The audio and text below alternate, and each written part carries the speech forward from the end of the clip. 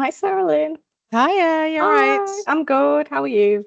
Yeah, not bad, thank you. Good, glad to hear it. Is it just you joining today? Is Yes, that tis right? Steffi's on leave, yeah. Fabulous, that's fine. So we've got a couple things to go through today. I suppose the first place I was going to start is just checking in on that schedule that I sent over. Now you've had a chance to kind of read it. Is there any changes that need to be made to that, or is that an okay schedule to go with now? Yeah, did I not reply to you yesterday? I think you might have done. I just wanted to check in again and just website schedule. Yeah, Thanks so much for the update. I'll let the relevant people know the new yeah. date for launch. Yeah, so it's okay. Yeah. Okay. Yeah, no other requests other than I've emailed you this morning from Elizabeth just about that hosting Yeah, thing. that was my next thing I was going to go Yeah. on to. Yeah. Okay, so that's great with that. So yeah, I mean, so transferring the hosting to Beach, I mean, I'd probably just keep it where it is. I don't see a need to do that work to move your, your existing site over to us. I'm not sure if you would have a preference for that, because I don't think there's a real reason to do that. Well, other than Um, it's costing us more money. yeah, I mean, it would just mean you would start paying our hosting package, that's all. And then there's also the work to actually transfer over your existing site to our server, which would be a cost as well. So I would just stay with Triad because I think Is that's that the. not just it within the contract? So what do you mean, sorry? You're saying that there's an additional cost for you to take over the hosting. Is that not part of our So there agreement? would be just for the website transfer. So there would be a website transfer fee to transfer your existing site because we're not doing that. We're just building Oh, you a I new see. site. I Yeah. see what you're Yeah. saying. So Yeah, because this is okay, a that's yeah. fine. We'll Yeah. I'll check with I'll say to Elizabeth that we'll pay that Okay. extra then. Okay. Okay, fine. So that's that. Ba, ba, ba, ba, ba. Um, let's see. And then I've just got your feedback as well on the contact page and the news and events page as well. All of those look fine. I suppose the only one I would say is the past events. It wouldn't take you through to another page. We can increase the number that are shown on that page, but if you were to click on one of those events, it would show the event information on it. So how many past events would be scrollable? Well, it's on the on like the news and events page itself. It's like an infinite scroll, so you would get all the way to the end of them if you scrolled enough. Same with like the news and events. It's Hmm. just at which point you kind of click in there and have a look at them really. Hmm. So it's to the very end of the list. Yeah. Okay. All right then. Yeah. Okay, that's fine. And I don't. Yeah, the other Maybe changes look but fine. maybe just change it all so it has that for. Yes. You know Yeah. how Yeah. I got that. yeah, and so the same could be for the past events, and then it Okay. just looks a bit neater, I think. That makes Mm. sense. Um, did you have any more thoughts on the featured bit? Because I know we weren't sure of. No, I just went round in houses on that really. So let's just leave it Mm. as it is, and leave it as it is. And further down the line, if I don't like the featured bit, I mean, literally, you can just take it off. I'm sure Yeah, that's an easy job, isn't it? Just to yeah, you're take off right. that Yeah, tag of featured. So exactly. That's yeah, fine. Okay, so within the kind of latest design we did, where it's like the first one is the yeah, featured, and then yeah, yeah, yeah, okay, yeah, that's yeah, yeah. absolutely fine. Okay, cool. So Well, then it wouldn't always be the first one that's featured.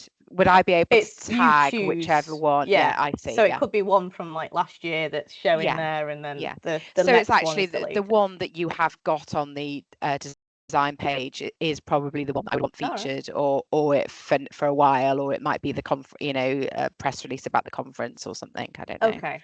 Yeah, Yeah. yeah, that's fine. Okay.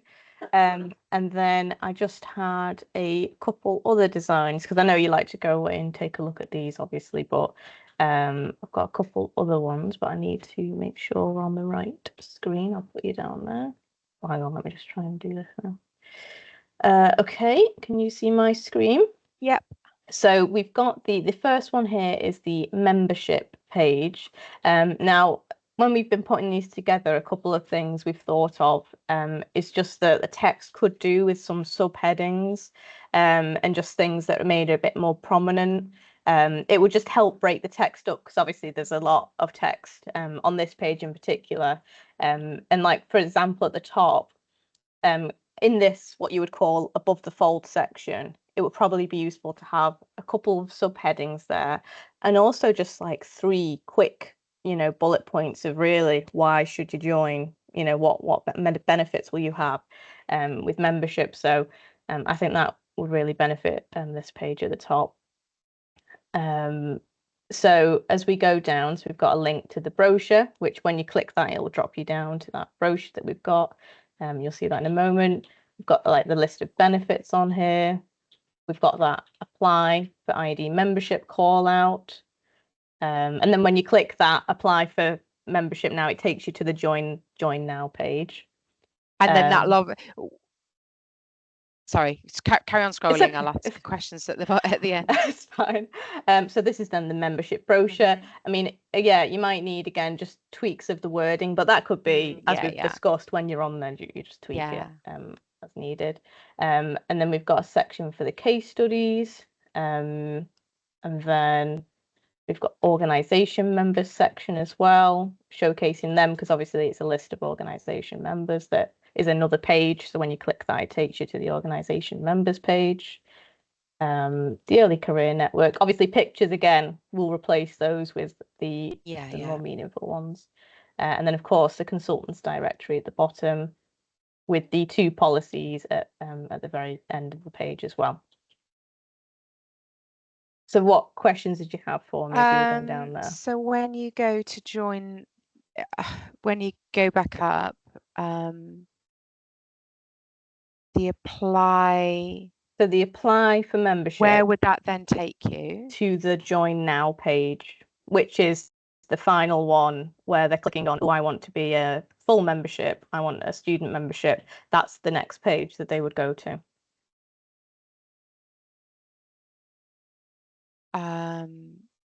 Okay. Yeah, I think it's best if I look offline, Sophie. Yeah, because I'm just thinking, well, where is the bit about organisational, the difference between whether you're going to apply individually or the, I wonder whether we need something on this page, I think, on that. So I'll review that and Okay, that's fine. And then the next one, which is a bit more simpler, is just the board members page. So what we've done is we've just laid everybody out in kind of a grid format, very standard layout for this type of page, with quick links to their LinkedIn profiles. And then obviously you can click through and see everyone's individual profiles as well. Okay? Yeah, perfect. Thank you. That's fine.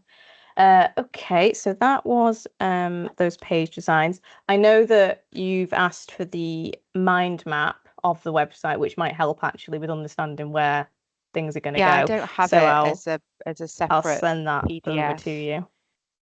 I'll get that over. Okay, next on my list, I know I can't remember where we got up to with it, the graphic design. So there was those additional elements, I think, wasn't there? The sub logos, yeah. So are they all uploaded into SharePoint and ready for us to quote on? No. Okay. No, I haven't done that. Okay. When do you think you might be able to do that by? I don't know, sometime this week probably. Okay, yeah, that's fine. That's okay. Just let me know, as I say, because I don't get notified. But what you've been doing is perfect when you say, I've chucked that in there. I will do. And then another question I had on my list was just touching on the newsletter and your mailing software, because I realised that in our proposal that we've done, we've said that we'll create you a template to use on your new mailing system. And I just wanted to see where you're up to in terms of getting a new mailing system set up. Well, I haven't done it, but you told me you'd recommended MailChimp or something. Yeah, like MailChimp. That. So okay. I can look at that now. Okay. Again, I'll have a quick. I'll just set up I guess it's just a case of setting up the account, is it, and then giving you it's like create the access, account, and then you'll need to import your contacts from the current system into there as well. And obviously just do it, and let's make sure we do it in plenty of time, so when we go and publish the new website and stuff, it's all connected right away. Yeah, it's not a priority at the moment, but When you say import the contacts, is it not like so how do I import contacts every time I want to send something out? How does that work? No, so what all it is, so right now, is it MailerLite you're with? I can't remember which one you're with now. It's with, I know Triad provides the system though. But basically what you'll need to do one off just whilst you're doing this transition is export the contacts, so everyone who's subscribed to your newsletter from your current mailing system with Triad, and then import that into MailChimp. And you only need to do that once, and then after that it's just people signing up on a form saying, yes, I'd like to join this list. So it's only a one-time thing. So we mainly mail out obviously to our membership database. Yes. How does it link with the membership database? Does it link with the membership database, or do I upload? At the moment I upload every time. I upload the latest membership database every time I send an email out, unless you know, because we have different tags on them, you know, we have different segments that we would send, or that we would exclude from a mailing list. That's how it's been done. So I mean, that's all things that you can set up in MailChimp. Obviously, I'm not 100% sure how Triad have got it set up, but they obviously use that mailing software to send their mailers out rather than through, I suppose, the membership system directly. So basically, we just need to look at that existing software that Triad use, get the contacts, because I don't know. Oh yeah, no, I don't think I need to worry about the Triad side. What I mean is how. So if I go in onto, what did you say it's called? MailChimp. MailChimp, and I want to send an email out, like I'm doing one today about the conference next week, I would draft my email, and then I would go into our membership management system, and then I would download the latest membership database, take out the people that I don't like, the retired people that I know aren't going to be interested in wanting to come to the conference, and then upload that. So that's who that email goes out to. Oh, I see. Okay. I mean, you can. Yeah. I mean, what I'm wondering is, does MailChimp have a live link to the member database? It's not a live link per se, but what would happen is, because it would be MailChimp that handles the contacts, you know, for who you're sending this newsletter out to.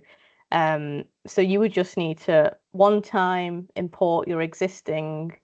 But what I'm saying is, every week there's new people. I hear that. So when they sign up, let's say, so when they become a member, we would just have, I guess, a checkbox on the field, or it could just be a process where when someone signs up, get added to the MailChimp list, and then you don't have to. No, that doesn't work, because some people might also then not be resigned off a member. Right. So the membership database changes on a daily basis. Yeah. So it would just, I mean, it's just about unsubscribing them and, you know, subscribing new people. That's kind of all it would be. So members can have that control to do that. I'm not sure that's going to work, but it's easy because that sounds like a more laborious process. Is that a manual process to unsubscribe those people from MailChimp? I mean, it's just, all you're doing is you just mark them as, you know, no longer on the list. Yeah, but at the moment, what I do is I just download the current live people. That to me seems like a quicker process. So can I do that in MailChimp? Can I carry on doing it? I just have to look at sometimes these softwares, they're a bit they lock things down if like contacts have been imported, exported. But what I can do is see if you can just, each time you want to do a mailer, obviously you can export from MemberPress, so that bit's fine. It's just whether you can import again into MailChimp, that's all. And then on the current system, if you sign up to the newsletter, that automatically gets refreshed into the email software. So does that happen in MailChimp? Yeah. So if someone ticks a box and says, yes, I'd like to, get updates for the annual news conference, then they'd be added in there right away. Yeah.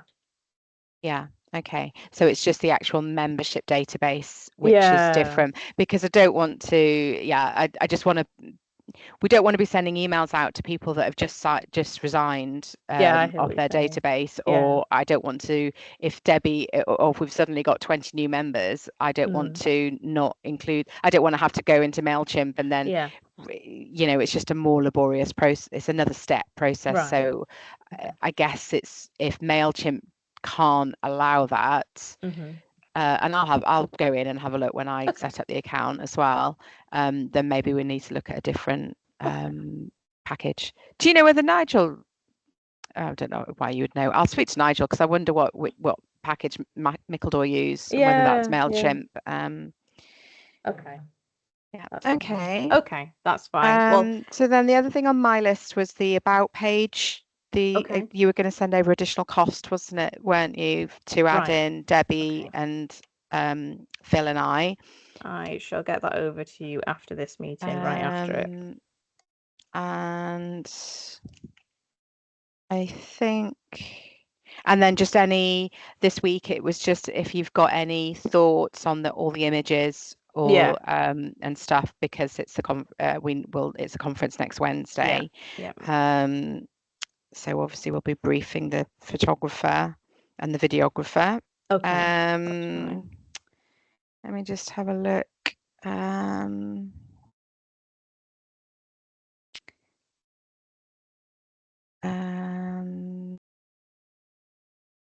Yeah, nothing that particularly we need to talk about now. We've got the member search function that we talked about last time.